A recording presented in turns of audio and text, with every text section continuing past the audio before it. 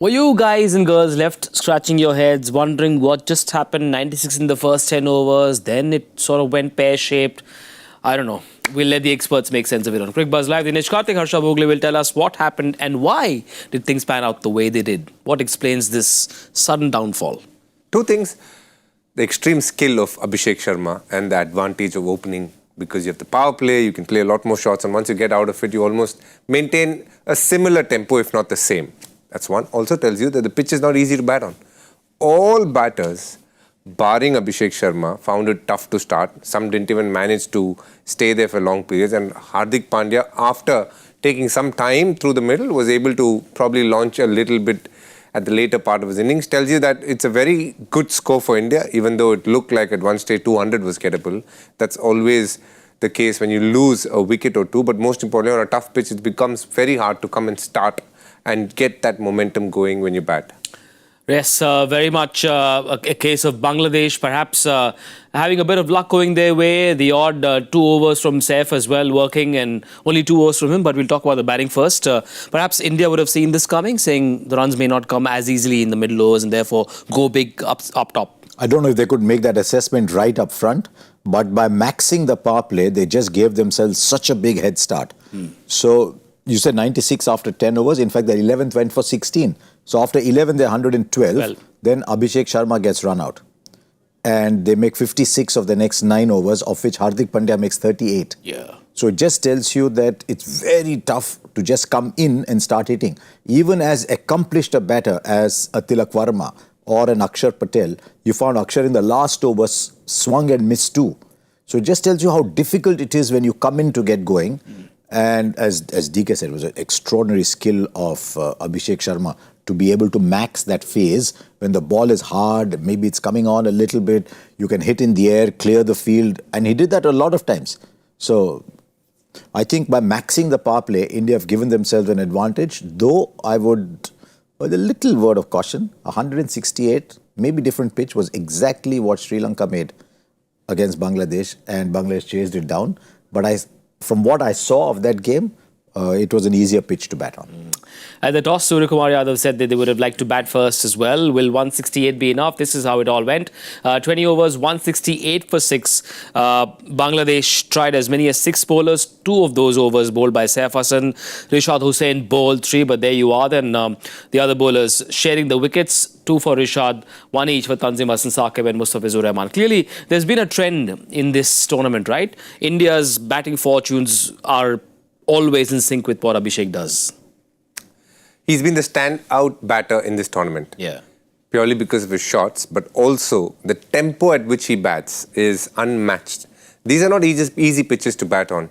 Yeah. And he's looked a class apart compared to anyone else who's batted in this tournament, period. And the new ball is swung. He still managed to completely decimate attacks in that power play. He is an extraordinary batter with unimaginable amounts of potential. Having said that, the first 3 overs, he took his while to get going and then suddenly took off. So even someone of his caliber would perhaps... But I think that was clever. Sure. I think that was clever because I think he realized when he was trying to hit through the line, initially it may not have been that easy. And these two are already so vastly experienced. They know even if we take a couple of overs, we can still score 60 plus in the power play. So they got, what, 55 of the last 3 overs in the power play, which is what they're capable of. So, I mean, it's what he's doing in the power play is incredible. He's just backing his skill. Some would say it's the easiest time to bat in the power play. Some might say that. But you require someone of the skill of Abhishek Sharma to be able to make such a big difference. He's the #1 ranked batter in T20 cricket in the world. And that doesn't come just by doing well in 1 or 2 games. He's been consistent and he's also got the big runs. And even today he was all set to get a massive one. And he was actually making it look much simpler than it was. And that's great batsmanship. 54 of his 75 came off 4s and 6s. And while we were watching Abhishek Sharma make adjustments to his shot making, you had a theory on how he goes about different challenges. Take a look at the wagon wheel and tell us how you'd read this. His scoring areas, do they tell you what he does? Generally a very good offside player. But what he has done is the fact that they've kept 2 fielders in deep square leg and deep into wicket where the 0 and 8 is, he's actually given himself room when he stepped out, or when the bowler is looked to bowl into his body, given himself room to go over the offside. And that's not an easy skill, but to be fair, he's a very good offside player. He's actually getting better with every game when he hits on the leg side. When he goes for a big shot, he is good on the leg side, especially to spinners. He can really play the slog sweep and all that. To pacers, he actually hits over covers very nicely and point. But it's a tough area because you need to give room to do that. At the lower levels to do that. But when they see a lot of videos and start bowling into your body, he's creating his own room by giving himself and moving away and clearing that path. So as a batter, it's not about just being good in one area. You need to understand that people are watching you play and they'll come up with plans, which they have. And he's countered it with his own method, which is to step out, give himself a little bit of room and then go over. If they had put one fielder on the offside, he'll step into the line and look to go over mid-wicket. So that's why he's such a hard batter to bowl to. The only thing is, I haven't seen enough of him doing is the sweep, reverse sweep. I don't think he requires it because at the moment what he does, yeah. because you see that as the next stage in his evolution. That no, I at don't some think point he he'll would have to do it. One odd shot maybe, but why he doesn't need to do it is not a lot of batters step out. He steps out very nicely. And because he's tall, he uses those long levers of his. He holds the bat pretty high as well. So he's got a much better reach than most batters have. So that length which a lot of batters look to take a single or defend, he's able to put it away. So he wouldn't really resort to reverse sweep. Right. We may have a little more to talk about Abhishek Sharma in our post-game show. But the other talking point straight away for India fans is the Indian batting order. Dubey 3, Samson didn't come out to bat. Tactical. I think Dubey 3 was tactical. Saying, look, you've lost Shubman Gill. There's a leg spinner who's bowling at the moment. Just go and demolish. We're batting very deep. If you come off, you bat 12, 15 balls, you make 24, 25, 30. You've actually done your job. Yeah. So I think that was tactical. Then you see Surya Kumar Yadav. I don't know, I think Hardik Pandya should be 5 anyway, but maybe thereafter it was tactical. I don't know about Sanju Samson. Maybe they just thought that Tilak Varma and Akshar Patel being left-handers, maybe they can clear the boundary, they're better at clearing the boundary against the slow bowlers. That might have been the thinking there. India plays about 10 T20 internationals up until October. Do you see India doing a lot more of this, experimenting with that batting order, to be able to ensure that number 3 to number 8, any batter can go in at any number at the World Cup? Very much so. That's the advantage of A, having all-rounders. B, it's not called experimenting. I'd use the word flexibility. Sure. They want to make sure that at certain points of game, depending on who they are predicting to bowl, they are bringing a matchup with the bat saying, you know, we have this to counter your plan. So I feel it's a very clever way to go about it. But what you need is a group of experienced players who understands and adapts according to where they are sent. Shivam Dube came in at a place when Rashad Hussain was bowling to take him down. Didn't happen today. And then they sent Tilak Varma and Akshar Patel then because Nasum had overs left in him. So the fact is that they are making sure that they're matching up to whatever is being given to them, which is clever, and you want to use the flexibility, the experience in these kind of matches because you can't suddenly do it in a big tournament like the World Cup. You want to make sure the players are aware as well. Sanju came in last game at 5, this game he's batting at 8. I don't think it's a bad thing. He even batted 3 in one of the games. He did bat 3? Yeah. Yes. So he is also being given an opportunity to bat at various positions because Harsha was asking me, do you think they would be sending him at number 3 if the wicket falls in the first 2 balls? I think so. You know, that's the good thing about this team India because they have batters who are flexible, but most importantly, they got the talent to adapt to whatever situation is put in front of them. 18 years of the IPL, and clearly this format has evolved enough for it to look like it's rapid chess on a cricket field. The way these moves are happening. And it's getting more and more scientific, by the way. Yeah. It's getting... the IPL of 2025 is almost unrecognizable from the IPL of 2008-9. Now, here's someone who played virtually every edition of the IPL. It's amazing how it has... The shot making has changed. Earlier, you didn't have so many being played behind. The length ball is a good ball, then the length ball became a bad ball. Now the hard length ball has become a good ball because bowlers are constantly having to counter what the batters are doing. There's different shots that are coming into the game. So in this Indian team, if you see, you've got Shivam Dube, Abhishek Sharma, Sanju Samson, they don't play these exotic shots behind the stumps. Yeah. But you've got other people who play those shots. So you see there's a lot of skills in this game. Batting has gone to a different level. And someone like a Hardik Pandya, who, as we've discussed on so many occasions, is an absolute luxury to have in any side in this format. He is like the template that young cricketers will want to follow, right? I want to become like him to be able to play this format like he does. And we saw once again what he did today. I mean, we heard Kara say he's the most utilized player in many ways because of what he brings to the table, as we discussed. I mean, keeping jokes apart, I do feel like what he did today is what makes him so special. Yeah. You know, they were in a bit of trouble. We weren't sure if we could get all out, if we just lose a couple of wickets there. He kind of steadied the ship, but when the moment came for him to launch, he did. And that is what you expect from an experienced all-rounder, understanding what the situation is, pushing and pulling according to what the game demands. And he did it beautifully today. Some of the shots that he played, wonderful. That six of Rishad Hussain, probably one of the shots of the day. And then to the fast bowlers off the back foot, over covers. He's a special talent. You know, every all-rounder is something first and something second. All all-rounders are either batsman first and bowler second, or bowler first and batsman second. I still think Hardik Pandya is batsman first, especially in this T20 format. He's got skills with the ball, but the way the ball, he's one of the best timers of the game in this Indian team. Yeah. And I just think, you know, there's some balls you see he's here, and then suddenly you see the ball's gone for 4. So where did that go from? So I still think, I don't know if you agree with me, I still think I do think so that he's first. Yeah, you can say he's slightly better batter than a bowler, for sure.